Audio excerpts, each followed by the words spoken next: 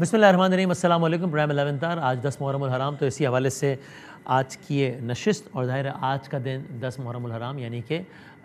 یہ ہمیں لے جاتا ہے 10 محرم الحرام 61 ہجری میں، اور جو ہم نے علماء کرام سے سنا اور دیگر حوالوں سے جو سنا وہ یہی کہ اس داستان کی ویسے تو اب اگر آغاز دیکھا جائے تو ہوتا ہے 28 رجب سے 60 ہجری سے، کہ جب امام علی مقام امام حسین اور ان کا پورا گھرانہ سب ظاہر مدینہ منورہ میں رہتے ہیں، اور اس سے ہی پہلے خود امام علی مقام کی جو ولادت بعد سعادت ہے اس کے بھی اپنے واقعات، کہ کس طریقے سے امام علی مقام کی جب ولادت ہوتی ہے تو ان کی ولادت کے واقعات بھی اس لحاظ سے بہت انفرادیت رکھتے ہیں کہ موقع ولادت کا ہے جب عام طور پہ لوگ تبسم فرماتے ہیں، لیکن یہاں یہ معاملہ ہے کہ تبسم فرمانے کے ساتھ ساتھ آپ دیدہ بھی ہوا جا رہا ہے، اور کوئی نہیں بلکہ وجہ تخلیق کائنات احمد مجتبیٰ محمد مصطفیٰ صلی اللہ علیہ وآلہ وسلم سرکار دو عالم آپ دیدہ ہیں، اس لیے کہ آپ کو ایک فرشتہ آ کر یہ بتاتا ہے کہ یا رسول اللہ صلی اللہ علیہ وآلہ وسلم، آپ اپنے اس فرزند سے، اپنے نواسے سے بہت محبت کرتے ہیں، لیکن ان کو شہید کر دیا جائے گا۔ اور صرف یہ نہیں ہوتا بلکہ ایک مٹی دی جاتی ہے، اور پھر آپ کہتے ہیں کہ جب واقعہ کربلا ہوگا تو یہ سرخ ہو جائے گی مٹی، اور ایسا ہوتا بھی ہے۔ تو ویسے تو آپ کی ولادت سے ہی، آپ کی ولادت کے جو واقعات ہیں اس میں بھی شہادت کے واقعات کا رنگ نمایاں ہے، اتنی زیادہ نمایاں ہے آپ کی شہادت۔ لیکن بہرحال 28 رجب ہے، 60 ہجری ہے، مدینہ منورہ ہے جہاں پر سب رہتے ہیں، اور ایسے میں جب یزید حاکم میں وقت بنتا ہے تو یہ پیغام آتا ہے کہ امام علی مقام کے پاس، کہ یہ پیغام ہے یزید کا، بذریعہ ولید یہ پیغام پہنچتا ہے کہ آپ یا تو بیعت کر لیجئے یا پھر سر قلم کر دیا جائے گا۔ قصہ مختصر یہ ہے کہ امام علی مقام ایک پالیسی سٹیٹمنٹ دیتے ہیں ایسے موقع پہ کہ نہ صرف یہ کہ میں اس کی بیعت نہیں کروں گا بلکہ مجھ جیسا اس جیسے کی بیعت نہیں کر سکتا۔ پھر حالات یوں ہوتے ہیں کہ امام علی مقام مدینہ چھوڑ دیتے ہیں، جو کہ بڑا ایک سخت مرحلہ ہوتا ہے، اپنے اہل و عیال کے ہمراہ، اپنے خانوادے کے کئی افراد کے ہمراہ، جس میں مستورات بھی یعنی خواتین بھی ہیں، بچے بھی ہیں، بچیاں ہیں، ان سب کے ہمراہ مدینہ منورہ چھوڑتے ہیں، مکہ معظمہ کا آپ رخ کرتے ہیں۔ اور پھر یہ ہوتا ہے کہ مکہ معظمہ میں بھی ایک صورتحال ایسی بنتی ہے کہ جس کے بعد آپ اس اندازے سے کہ کہیں یہ سرزمین پاک یہاں پر ہی یہ جو بدبخت ہیں، جو شقی ہیں، یہ میرا خون بہانے جیسا کام نہ کرتے سرزمین میں، تو آپ مکہ معظمہ بھی حج سے کچھ روز پہلے مکہ معظمہ بھی چھوڑ دیتے ہیں۔ قصہ مختصر ہے کہ آپ 2 محرم الحرام کو، جب اسلامی سال کا آغاز ہوتا ہے 2 محرم الحرام 61 ہجری کو آپ پہنچتے ہیں کربلا معلیٰ۔ اس سے پہلے راستے میں ایک لشکر جو آپ کو روکتا ہے، اس لشکر کے سربراہ ہوتے ہیں حر، اور جب یہ لشکر آپ کا راستہ روکتا ہے حر کا، تو آپ دیکھتے ہیں کہ بہت شدید ترین پیاس کے عالم میں ہے وہ لشکر، اور امام علی مقام سیراب کراتے ہیں نہ صرف اس لشکر کو بلکہ ان کے جانوروں کو بھی سیراب کراتے ہیں پانی سے، اگرچہ پھر وہی حر بعد میں آپ کا راستہ روکتے ہیں۔ پھر شب عاشور وہی حر یزیدی فوج چھوڑ کے حسینی فوج میں شامل ہو جاتے ہیں، اور 2 محرم کو امام علی مقام پہنچتے ہیں۔ 7 محرم الحرام سے پانی جیسی بنیادی ترین سہولت سے آپ کو محروم کر دیا جاتا ہے۔ بچے پیاسے ہیں، عورتیں پیاسی ہیں، مستورات پیاسی ہیں، امام علی مقام پیاسے ہیں۔ آج کا دن 10 محرم الحرام کا آغاز ہوتا ہے، شہادتوں کے سلسلے کا آغاز ہوتا ہے۔ اصحاب امام علی مقام شہادتیں پیش کرتے ہیں، انصار امام علی مقام شہادتیں پیش کرتے ہیں، خانوادہ امام علی مقام جس میں آپ کے ایک فرزند جناب علی اکبر، جس میں آپ کے ایک فرزند جناب علی اصغر، وہ سب اپنی اپنی شہادتیں پیش کرتے ہیں۔ سب کا جائے مدفن آج بھی کربلا معلیٰ ہے، آج بھی روضہ امام علی مقام وہاں پر موجود ہے۔ آپ کے لشکر کے علم بردار حضرت عباس وہ اپنی شہادت پیش کرتے ہیں، اور آپ کی شہادت یوں مختلف ہوتی ہے کہ وہ ایک الگ ہی انداز سے ہوتی ہے، چونکہ جب آپ جاتے ہیں حضرت عباس تو بڑی آس ہوتی ہے سب کو کہ آپ واپس آئیں گے تو پانی لے کر آئیں گے، مگر یہ ہو نہیں پاتا، اور بچوں کو اب اس بات کا انداز ہو جاتا ہے کہ ہماری پیاس کا سلسلہ طویل ہے، یہاں تک کہ آج ہی کے دن پھر امام علی مقام خود اپنی جان کا نذرانہ پیش کرتے ہیں۔ پھر وہ شام آتی ہے جسے شام غریبوں کی شام کے عنوان سے یاد کیا جاتا ہے، جب اندھیرا ہے، اداسی ہے، امام علی مقام نہیں ہے، خانوادہ آل رسول خدا صلی اللہ علیہ وآلہ وسلم کی خواتین ہیں جن کی سربراہی کر رہی ہیں جناب زینب کبریٰ، اور اب ظلم کا ایک نیا پہاڑ ہے جس کا آغاز ہوتا ہے، اور خیمے جلا دیے جاتے ہیں، خاک پر آج کی رات بسر کرتے ہیں خانوادہ رسول۔ پھر 11 محرم الحرام آتی ہے، اور پھر یہ سلسلہ ایک نئے کٹھن مرحلے کا آغاز ہوتا ہے کہ جہاں سیدانیوں کو، جہاں آل رسول کو انسان کہتے ہوئے بھی انسان کی زبان لڑکھڑاتی ہے، بازاروں اور درباروں میں بے مقنا و چادر لے جایا جاتا ہے۔ کبھی ابن زیاد کے دربار میں، کبھی یزید کے دربار میں، لیکن ان درباروں میں بھی جناب زینب کبریٰ سلام اللہ علیہا اس انداز سے واقعہ کربلا کی تشہیر کرتی ہیں، یزید کو بے نقاب کرتی ہیں کہ بالآخر وہ مرحلہ آتا ہے کہ جب یزید اس بات میں مجبور ہو جاتا ہے کہ وہ آل رسول کی رہائی کا حکم دیتا ہے، اور پھر یہ قافلہ جو مدینہ سے چلا تھا 28 رجب کو وہ واپس مدینہ آتا ہے۔ لیکن اب جب واپس مدینہ آتا ہے تو اس قافلے کی کیفیت قطعی مختلف ہے، کیونکہ جب جا رہے تھے تو سب ساتھ تھے، اب جب آ رہے ہیں تو جناب زینب کبریٰ سلام اللہ علیہا تو ہیں لیکن ان کے فرزند جناب اون محمد نہیں ہیں، جناب زینب تو ہیں لیکن ان کے بھائی جناب امام حسین نہیں ہیں، اور اس انداز سے یہ سب مدینہ منورہ میں واپس آتے ہیں۔ یہ واقعہ کربلا ایک مختصر حوالے سے۔ تو آج کی نشست میں سب سے پہلے میں بہت شکر گزار ہوں ہمارے لیے وقت نکالا ہے عالم اسلام کے مشہور و معروف عالم دین جناب قبلہ مولانا طارق جمیل صاحب نے۔ ان سے چونکہ یہ آج ہی کا دن ہے تو ابھی آج ان لمحات میں 10 محرم الحرام 61 ہجری کو کیا ہو رہا تھا، جناب زینب کبریٰ سلام اللہ علیہا شہادت امام علی مقام کیا واقعہ تھا، مولانا طارق جمیل صاحب سے گزارش کریں گے کہ ہماری رہنمائی فرمائیں، اور پھر اس کے بعد پروگرام کے آخری سیگمنٹ میں جناب قبلہ مفتی سہیل امجدی صاحب اور مولانا رضا داؤدانی صاحب سے اس بارے میں جانیں گے کہ کچھ بنیادی سوال واقعہ کربلا اگر نہ ہوتا تو کیا ہوتا، واقعہ کربلا ہو گیا ہے، اب ہمارے لیے اس میں کیا لیسنز ہیں، اس حوالے سے بات کریں گے، سب کچھ ایک وقفے کے بعد انشاءاللہ۔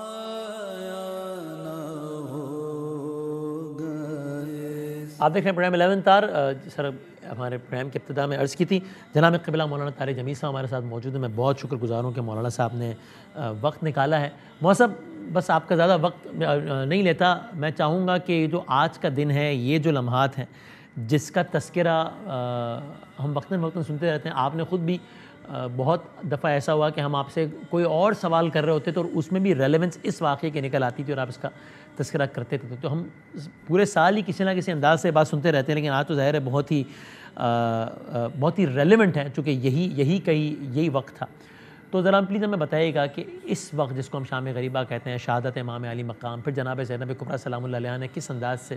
آج بھی کربلا معلیٰ میں وہ مقام موجود ہے جس کو تلہ زینبیہ کہتے ہیں، جو امام علی مقام کے روضہ کے بالکل سامنے ہے، جہاں سے جناب کبریٰ سلام اللہ علیہا نے وہ منظر دیکھا، جو خدا کسی بہن کو اپنے بھائی کا یہ منظر نہ دکھائے کہ کس طریقے سے امام علی مقام کو شہید کیا جا رہا تھا۔ تو ہم نے آپ سے ہی سنا کہ جناب زینب ایک تو وہ داستان ہے نا جو ہم بیان کرتے ہیں، لیکن خود امام جناب زینب کبریٰ سلام اللہ علیہا نے اس منظر کو اپنے الفاظ میں بیان کیا کہ انہوں نے تو ایک بہن نے آج اسی دن ایک بہن نے جب اپنے بھائی کو اس عالم میں دیکھا، اور وہ بہن کون تھی؟ جناب کبریٰ علی کی بیٹی، اور بھائی کون تھے؟ امام علی مقام امام حسین۔ تو انہوں نے کیا کہا، کن الفاظ میں اس منظر کو بیان کیا؟ میں چاہوں گا انہی الفاظ میں ہماری رہنمائی فرمائیے گا۔ بسم اللہ الرحمن الرحیم، والصلاة والسلام علی سیدنا و مولانا محمد وعلی آلہ و اصحابہ اجمعین، اما بعد۔ اصل میں جب بھی یہ واقعہ بیان کرتا ہوں میری آواز بیٹھ جاتی ہے اور میرے آنسو نکل آتے ہیں۔ ابھی میں بولا بھی نہیں اور میری آنکھیں نم ہو گئی ہیں۔ حضرت زینب نے پیچھے مڑ کے دیکھا تھا، سب کے لاشیں پڑے ہوئے تھے اور سب کے سر نیزوں پہ چڑھے ہوئے تھے۔ تو انہوں نے ایک مرثیہ کہا جس نے کوفیوں کو بھی رلا دیا، وا محمدا وا محمدا صلی علیک الالہ و ملک السماء ھذا حسین بالعراء مزمل بالدماء مقطع الاعضاء وا محمدا وا محمدا بناتک السبایا و ذریتک مقتلہ تصفی علیہ الریاح۔ اس کو سن کر سب کی آنکھوں میں آنسو آ گئے۔ اے محمد آپ پہ اللہ کا سلام ہو، آپ کے فرشتوں کا سلام ہو۔ یہ میں اپنی طرف سے تعبیر پیش کرتا ہوں کہ آج تیرے حسین کی بارات ہے، اپنے خون کے تانے بانے کا جوڑا پہنا ہوا ہے، اپنی بوٹیوں کا صحرا سجایا ہوا ہے، کٹے سر کے ساتھ اس کی بارات جا رہی ہے۔ آج آپ کی بیٹیاں قید ہیں، اولاد آپ کی ذبح ہو چکی ہے، کوفیوں نے کفن نہیں پہنایا تو ہوا نے مٹی کو اڑایا اور سب کو مٹی کا کفن اڑا دیا، اور پھر اس قافلے کو ابن زیاد کے سامنے پیش کیا گیا اور اس نے امام حسین کا سر آپ کے سامنے رکھا تو کہنے لگا میں نے ایسا خوبصورت چہرہ آج تک نہیں دیکھا جو مرنے کے بعد بھی ایسا مسکراتا ہو، تر و تازہ ہو۔ تو اس کے ہاتھ میں چھڑی تھی، اس نے ایسے آپ کے منہ پہ ماری تو انس بن مالک کھڑے ہو گئے، کہنے لگے ابن زیاد ان ہونٹوں سے چھڑی ہٹا لے، میں نے ان پر اللہ کے نبی کے ہونٹوں کو لگتے دیکھا ہوا ہے۔ وہ کہنے لگا تو بوڑھا ہو گیا ورنہ میں تیرا بھی سر اڑا دیتا۔ اس کے بعد یہ سارا قافلہ یزید کے پاس پہنچایا گیا۔ کیا ظلم و ستم ہے، نبی کی بیٹیاں اور یوں ان کو لے جایا جا رہا ہے دمشق کے دربار میں۔ وہاں یزید نے یہی کیا، اس نے صرف چھڑی ماری آپ کے منہ پر تو زید بن ارقم کھڑے ہو گئے، کہنے لگے یزید ان ہونٹوں کو میرے نبی نے چوما ہوا ہے، میں نے دیکھا ہوا ہے، ان پہ چھڑی نہ مار۔ تو کربلا کا واقعہ ہمیں ایک پیغام دیتا ہے کہ اللہ کو راضی کرتے ہوئے جو بھی دینا پڑے دے دو، تو اللہ دنیا بھی بنا دے گا، اللہ آخرت بھی بنا دے گا۔ اس لیے تو میں کہتا ہوں کہ دیکھو اگر ظالم بن کے مر گئے تو یزید جیسی ذلت کی موت آئے گی اور اسی کے ساتھ اٹھائے جاؤ گے، اور اگر مظلوم بن کے مر گئے تو عزت کی موت مرو گے اور حسین شہیدوں کے سردار کے ساتھ اٹھائے جاؤ گے۔ جی بہت بہت شکریہ جناب قبلہ مولانا طارق جمیل صاحب، بہت نوازش، آپ نے وقت نکالا، بہت بہت شکریہ۔ ایک وقفہ لیتے ہیں، بریک کے بعد ہمارے ساتھ جناب قبلہ مفتی سہیل امجدی صاحب اور مولانا رضا داؤدانی صاحب، میں دونوں کا شکر گزار ہوں، نے وقت نکالا، اسٹوڈیو سے تشریف لا رہے ہیں اور ان سے ذرا آسان سادہ عام فہم الفاظ میں واقعہ کربلا اور اس میں ہمارے لیے کیا ہے، اور ذرا اگر میں یوں کہہ لوں کہ ایک ایکیڈیمکلی ذرا انالیسس کر لیتے ہیں یہ جو ٹریجڈی آف کربلا ہے اس کی دونوں علماء کی زبانی۔ بریک کے بعد انشاءاللہ۔ جی ناظرین، آپ دیکھ رہے ہیں پرائم 11 تار، اور آج کی مناسبت سے آج 10 محرم الحرام ہے، اسی مناسبت سے بات ہو رہی ہے۔ ہمارے ساتھ علماء کرام جو کہ کسی تعارف کے محتاج نہیں ہیں، آپ سب ان کو دیکھتے ہیں، ویسے ان کا اپنا بہت سارا تعارف ہے، اور ظاہر شاہد رمضان کی نسبت سے بھی ہماری ایک روزانہ ماہ مبارک میں اور پورے سال وقفے سے ملاقات ہوتی رہتی ہے، ان سے ہم سیکھتے رہتے ہیں۔ تو ذرا آج تھوڑا سا ہم اس سانحے کے جو کہ تاریخ کا بڑا سب سے ٹریجک سانحہ ہے، اس کے مختلف اسباب سے ہم بات کرتے ہیں۔ جب میں نے کہا تاریخ کا سب سے بڑا سانحہ ہے تو میرے ذہن میں وہ سارے حوالے، اشعار وہ سب آ رہے ہیں کہ جو کسی مسلمان نے نہیں بلکہ جنہوں نے تاریخ کو دیکھا ہے انہوں نے اپنے اپنے انداز سے اس موضوع پر لکھا اور اس پہ اشعار لکھے اور کیا کچھ نہیں۔ تو ہمارے ساتھ جناب قبلہ مولانا محمد رضا داؤدانی صاحب اور جناب قبلہ مفتی سہیل امجدی صاحب، بہت نوازش، بہت شکریہ دونوں کا کہ آپ نے وقت نکالا۔ اگر اجازت ہے میں یہاں سے آغاز کروں کہ آج 10 محرم الحرام کا دن بس اب گزر گیا، جب یہ پروگرام ختم ہو رہا ہوگا تب تو اگر میں یہ پوچھوں کہ یہ سارا واقعہ جس کی تکرار کے ساتھ لوگوں نے سنا ہوگا کہ کس طرح پیش آیا اور کیا کیا ظلم کا پہاڑ تھا جو نہیں توڑا گیا آل رسول پر، اگر میں اس کو سمجھنے کے لیے اس انداز سے پوچھوں کہ ایک لمحے کو فرض کیجئے کہ اگر یہ واقعہ نہ ہوتا،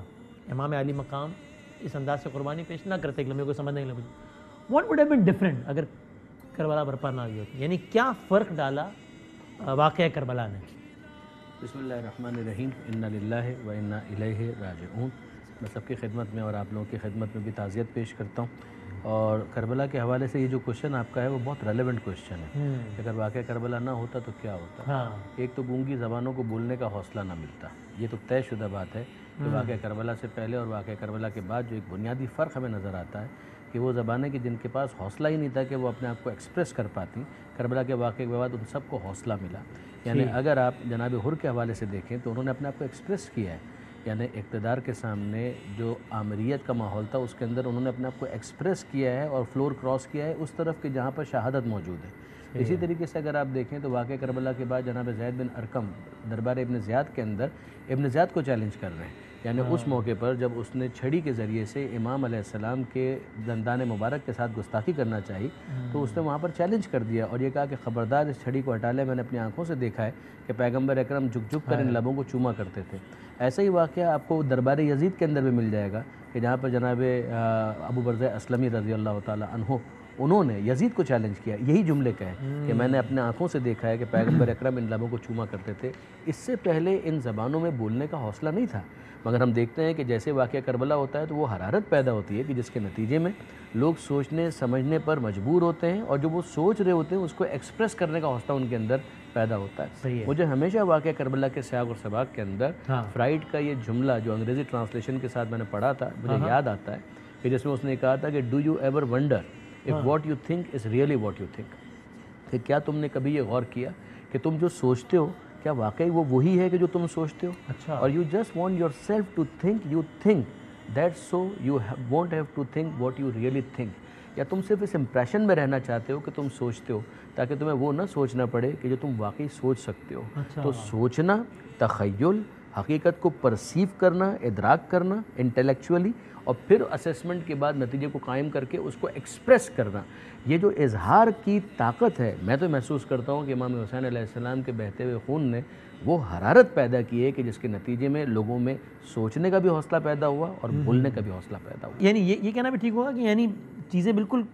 میں ظاہر اپنی سطح کی بات کر رہا ہوں کہ بالکل کلیئر ہو گئی، کرسٹل کلیئر ہو گئی، یعنی کہ یہ امام علی مقام نے، حالانکہ اس وقت تو بظاہر معاملہ یہ ہوا کہ یہاں نہ صرف امام علی مقام خود بلکہ آپ کے خانوادہ بھی جو ہے وہ شہید ہو گیا، شادیاں نے اس کیمپ میں بج رہے تھے، لیکن ہمیشہ کے لیے یعنی یزیدیت اور حسینیت ایک حق کا اور ایک باطل کا استعارہ بن گیا، ڈیفائن ہو گیا کہ آج حق کی علامت، حق کا استعارہ حسینیت اور ہر چیز سے بالا تر ہوگا، اور دوسری طرف جو ہے وہ باطل اور ظلم اور گندگی کا استعارہ جو ہے وہ یزیدیت بن گیا۔ بسم اللہ الرحمن الرحیم، صلی اللہ علیہ وآلہ واصحابہ وبارک وسلم۔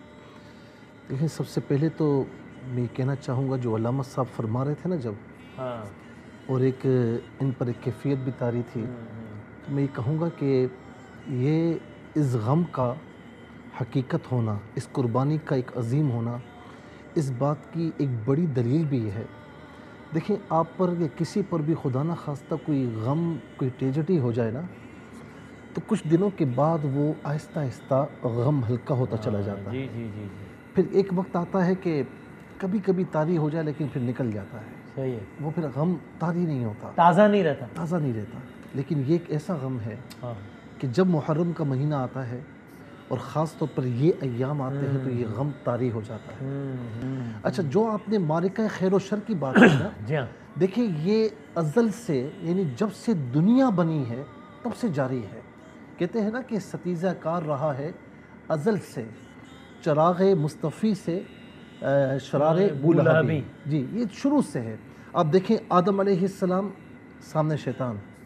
اچھا اسی طریقے سے حابیل سامنے قابیل، ابراہیم علیہ السلام سامنے نمرود، موسیٰ علیہ السلام سامنے فرعون، طالوت سامنے جالوت، یہ معرکہ رہا ہے۔ اچھا، انسان کے اندر بھی یہ معرکہ ہمیشہ رہتا ہے خیر اور شر کا، فَالْهَمَهَا فُجُورَهَا وَتَقْوَاهَا۔ آپ ایک لمحے کہتے ہیں میں یہ نیکی کروں، دوسرے لمحے سوچتے ہیں کہ یہ نہ کروں، ٹھیک ہے نا، تھوڑی دیر ہو جائے بعد میں کر لوں گا۔ یہ امام حسین رضی اللہ تعالی عنہ بظاہر ایک شخصیت کا نام ہے، یزید ایک شخصیت ہے، لیکن اتنی عظیم قربانی اور اتنے عظیم مقصد کے لیے، یاد رکھنا کہ عظیم قربانی معمولی مقصد کے لیے نہیں ہوتی، جی بالکل صحیح، عظیم قربانی بڑے سے بڑے عظیم مقصد کے لیے ہوگی۔ اتنی عظیم قربانی کہ جب سے آپ نے قربانی دی تو امام حسین رضی اللہ تعالی عنہ ایک کردار، ایک عظیم کردار، اور وہ خیر کا کردار بن کر سامنے آئے۔ اور یزید حالانکہ شخصیت کا نام ہے، لیکن یزید کا کردار یوں سمجھ دیں کہ برائیوں کا اور خطاؤں کا یا گناہوں کا یا شر کا محور و مرکز بن کر سامنے آیا۔ اچھا، اس کی دلیل آپ پوچھیں گے۔ اچھا، پہلی بات تو یہ دیکھیں کہ یہ قربانی ہوئی بظاہر جہاں شادیانے بج رہے تھے، جیسا آپ نے بھی فرمایا، لیکن اور جہاں پر قتل و غارت گری ہوئی ہے، جو کٹے پڑے ہیں، یہ تاریخ میں پہلی مرتبہ یہ ہوا کہ جہاں غم کی کیفیات تھی وہ جیت گئے۔ جہاں شرارے یعنی شادیانے بج رہے ہیں وہ ہار گئے. دوسری بات یہ ہے کہ امام حسین رضی اللہ تعالیٰ عنہ بظاہر شہید ہوئے، لیکن آج گھر گھر میں ہر مسلمان کے گھر میں باعث فخر ہوتا ہے کہ حسین نام کا کوئی بندہ موجود ہو، کوئی بچہ موجود ہو. لیکن مسلمان کے گھر میں میرے خیال میں اس واقعے کے بعد یزید نام کا کوئی بچہ کسی گھر میں موجود نہیں ہوگا. کوئی نہیں چاہے گا نسبت، کوئی نہیں چاہے گا. اور ہر ایک آج بھی مسلمان کتنا ہی دین سے دور کیوں نہ ہو، وہ یہ چاہتا ہے کہ میرا حشر حسین کے ساتھ ہو، میرا حشر کبھی یزید کے ساتھ نہ ہو. کیا کہنا ہے، واہ واہ، جزاک اللہ. اور رضا نوانی صاحب اگر اس میں آپ کچھ ایڈ بھی کرنا چاہیں، اور چونکہ آج امام علی مقام کے حوالے سے ہم بات کر رہے ہیں تو ظاہر ہے آپ علماء سے ہم نے سنا کہ بھائی ان ہستیوں کا ذکر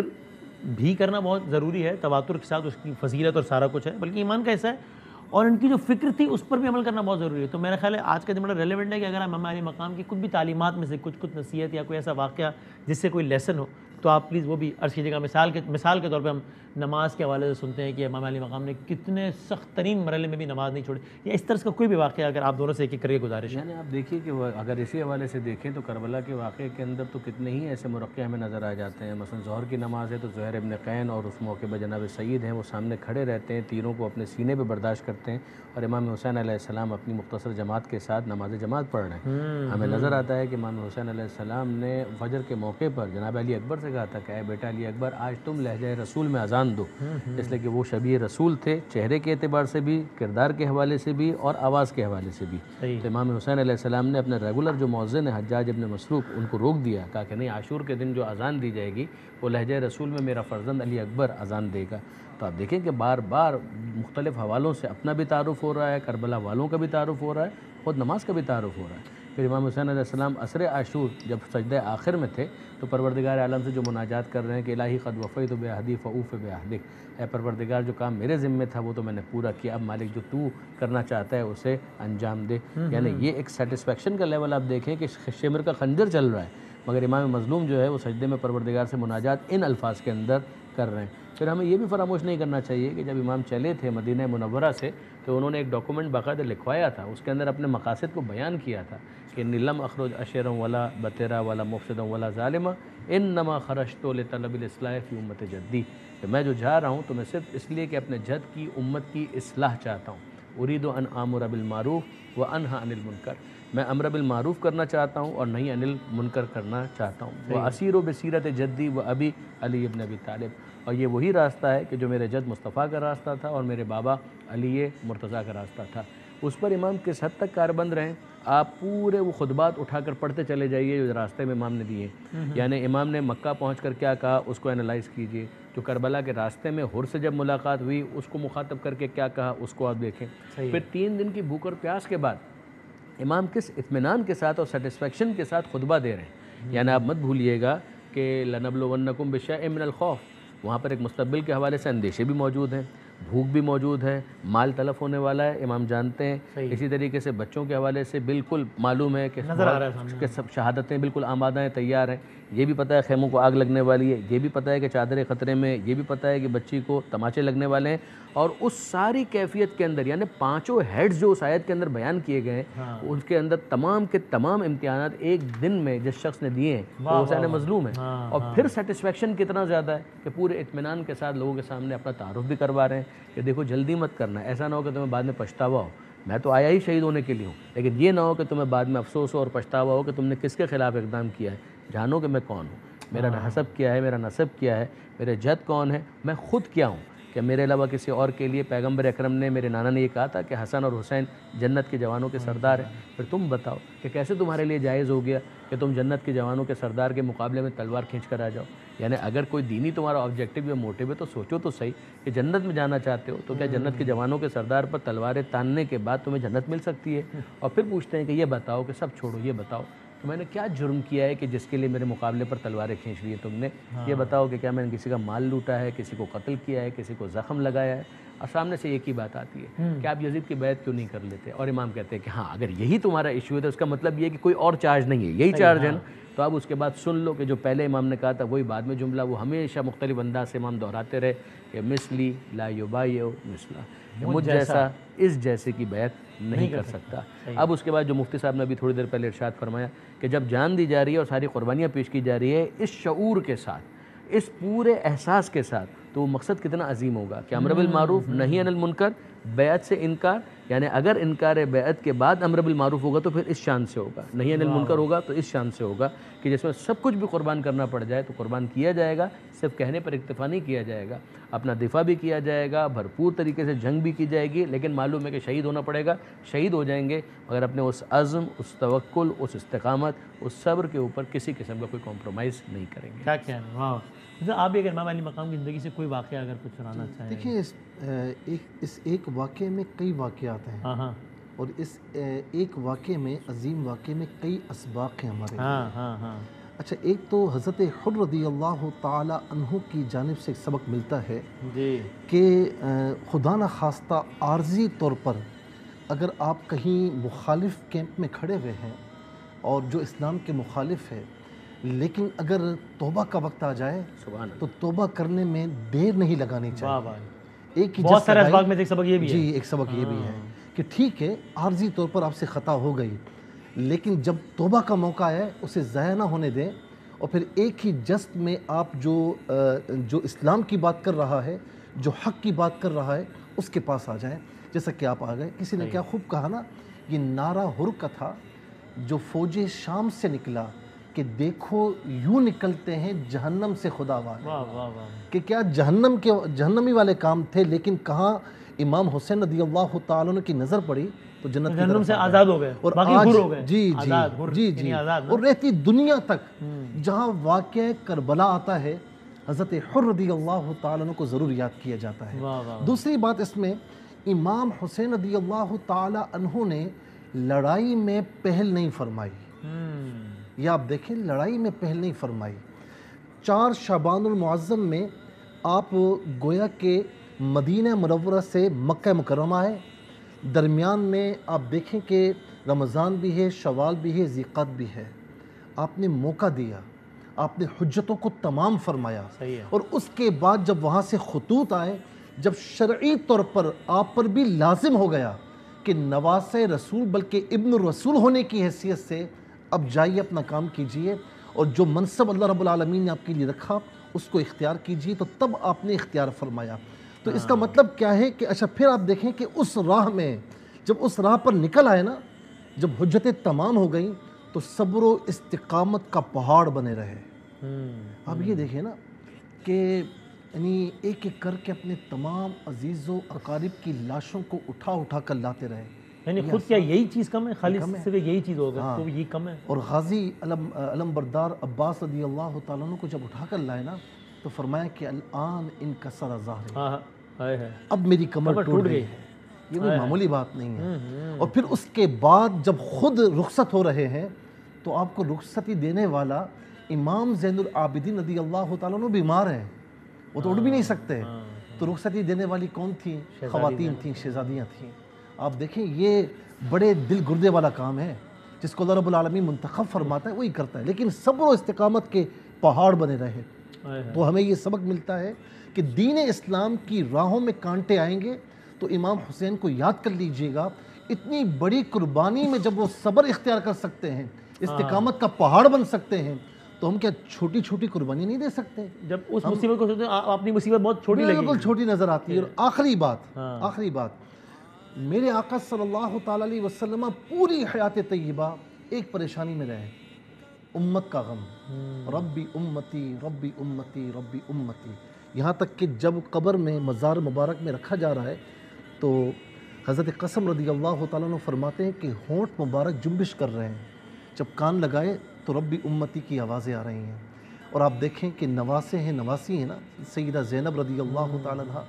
اپنے چھوٹے بچوں کی قربانیاں دی اون و محمد کی، تو جب سامنے لاشیں پڑی ہیں تو عرض کی یا الہ العالمین، اب دیکھیں یہ دکھ امت کے لیے، اگر ان کی قربانی تیری بارگاہ میں، ان کی قربانی قبول کیسے نہیں ہوگی؟ ان کے صدقے میں تو ہماری شفاعت ہونی ہے۔ یا الہ العالمین باری تعالیٰ، اگر ان کی قربانی تیری بارگاہ میں قبول ہے تو میرے نانا کی امت کی بخشش فرما۔ اللہ اللہ، وہاں اس موقع پہ بھی یاد رکھا، اتنے سخت ترین مرحلے پہ بھی یاد رکھا۔ اور مجھے یاد آ رہا تھا سر مفتی صاحب بتا رہے تھے کہ کیا غموں کے پہاڑ، تو کہ میں نے کہیں پڑھا یا کہیں سنا کہ کسی ایک سال میں جس میں 365 دن ہوتے ہیں، اس میں اللہ نہ کرے کسی کے 2 بڑوں کا انتقال ہو جائے، مثلا والد اور والد، تو کہتے ہیں یار سال قیامت بن کے ٹوٹا کہ ایک سال کے اندر والد بھی چلے گئے، والدہ بھی چلے گئے یار۔ تو یہاں تو ایک پہر میں 1 2 3 4 5، یعنی امام علی مقام نے ایک پہر میں اتنے سارے، اور پھر یہ کہ آنکھوں کے سامنے ہوئے، پھر یہ کہ خود اٹھایا، پھر یہ کہ سب کے بعد آخر وقت میں گئے۔ تو یعنی جب یہ اس انداز سے سوچتے ہیں تو پھر اندازہ ہوتا ہے کہ کبھی اگر ذہن میں ایک لمحے کے لیے آ بھی جائے تو یہ انسان اپنے آپ کو کنونس کر لے کہ بھائی یہ شاعر کی شاعری یا خطیب کا جوش خطابت نہیں ہے کہ پہاڑ جیسے ستم ٹوٹ گئے یا حسین نے، یہ اٹ ہیز ایکچولی ہیپنڈ۔ میں ایک بات کہتا ہوں، یہ جو آپ نے بات فرمائی ہے نا، چھوٹا بچہ ہمارا بیمار ہو جائے، اور میرے ساتھ یہ تجربہ گزر چکا ہے، اٹھایا ہی نہیں جاتا، ہاتھ کانپ رہے ہوتے ہیں، انجیکشن لگ رہا تو لوگ کہتے ہیں اچھا ڈاکٹر صاحب وہاں کروا لیں، میں نہیں دیکھ سکتا، ہے نا، زیادہ بیمار ہو بچے کو آپ اٹھا کر ہاسپٹل لے کر جائیں تو ہاتھ کانپ رہے ہوتے ہیں۔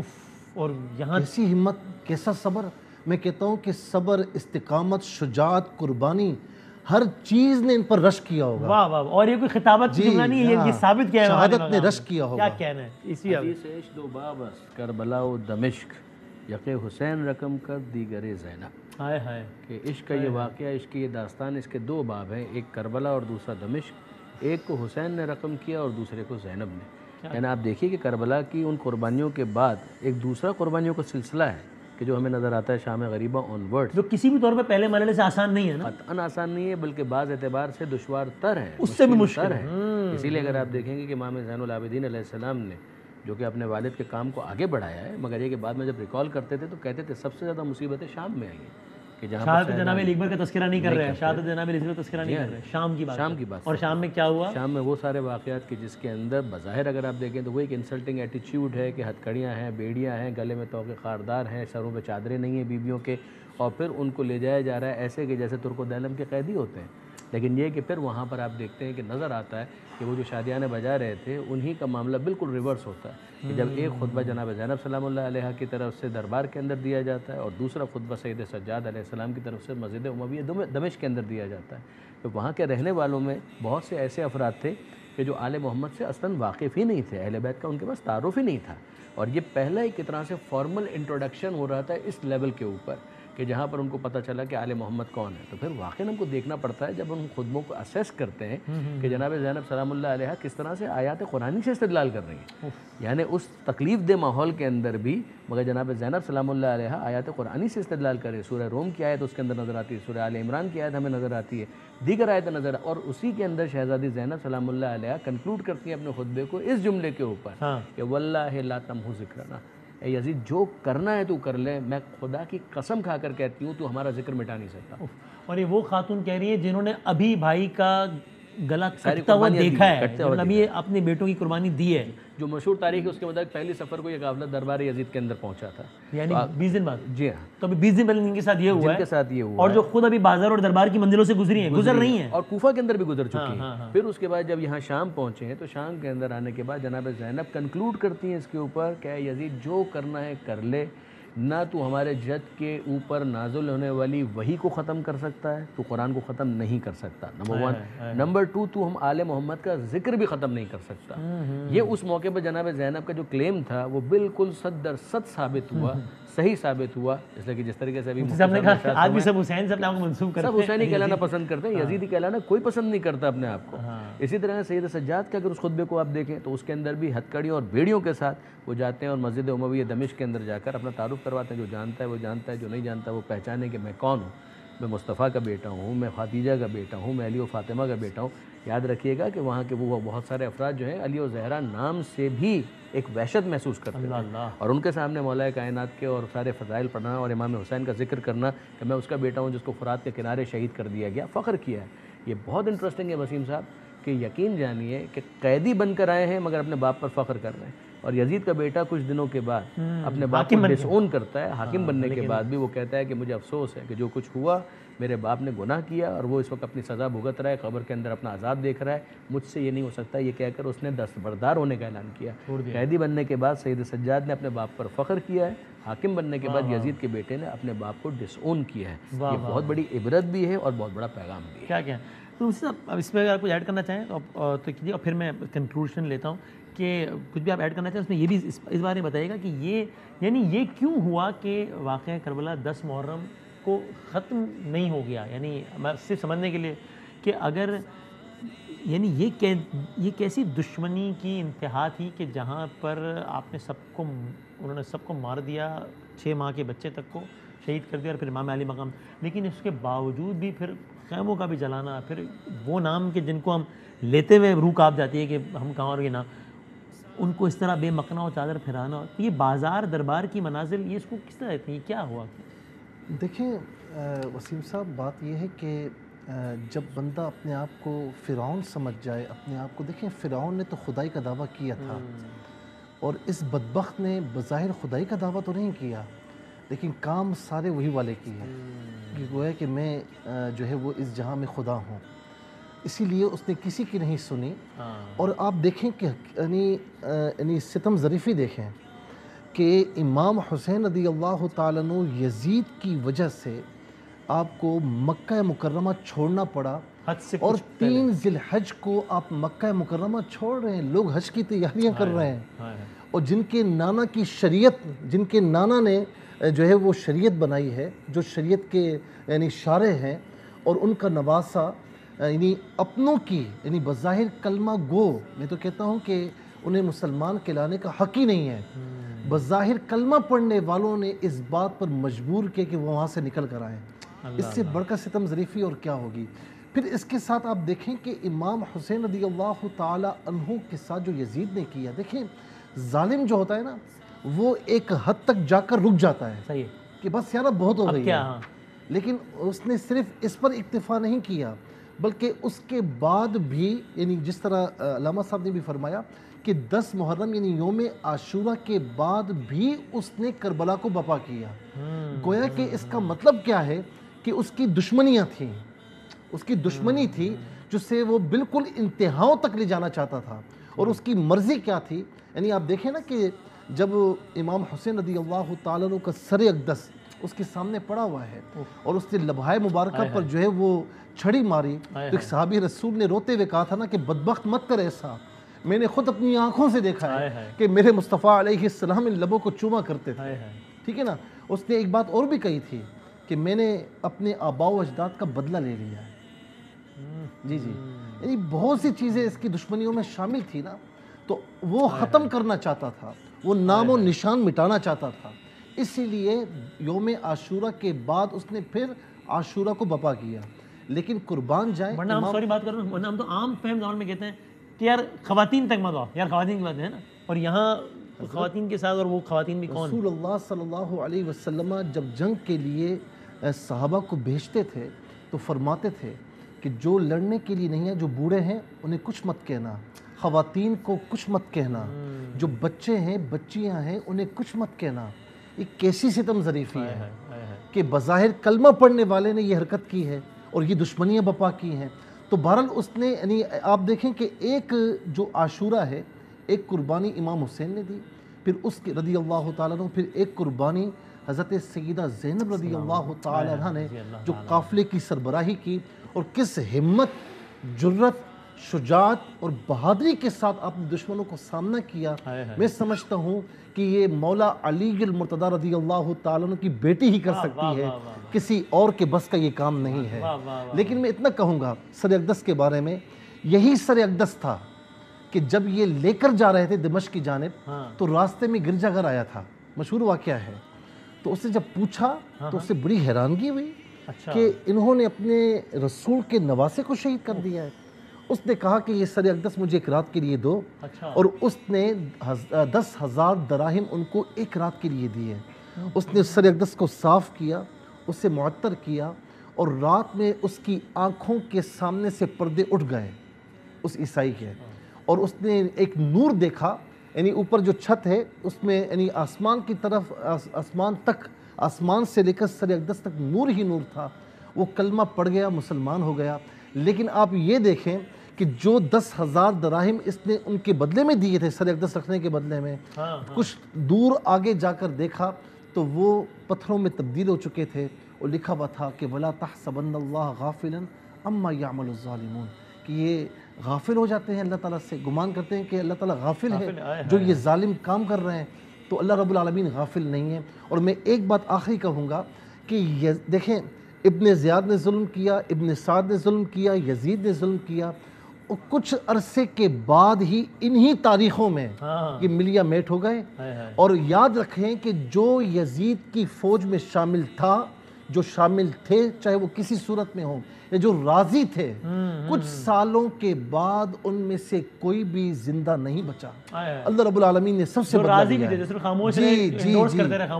جی جو دنیا میں بھی ان کو ملیا میٹ فرمایا، اور آخرت میں بھی ان کے لیے جہنم کا عذاب تیار ہے. تو قبلہ جاتے ہوئے بس آپ دونوں سے آخری یہی سوال کہ جس طرح ہم رمضان المبارک میں بیٹھے ہوتے ہیں اور آپ جب مختلف عنوانوں سے بات کر رہے ہوتے ہیں تو بتا رہے تھے کہ کس طریقے سے یہ اس میں اتحاد بین المسلمین کا بھی پہلو ہے.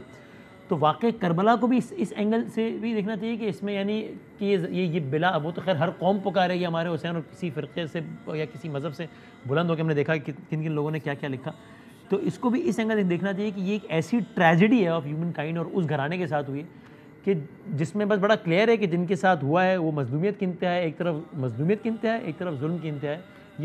یہ مسلک مذہب سب سے بہت بالا ایک معاملہ ہے. کوئی شک نہیں ہے اس کے اندر. آپ ہر اعتبار سے کسی بھی مسلک کے علماء کے بیانات کو دیکھ لیں، جن میں بھی ذرا سی بھی اگر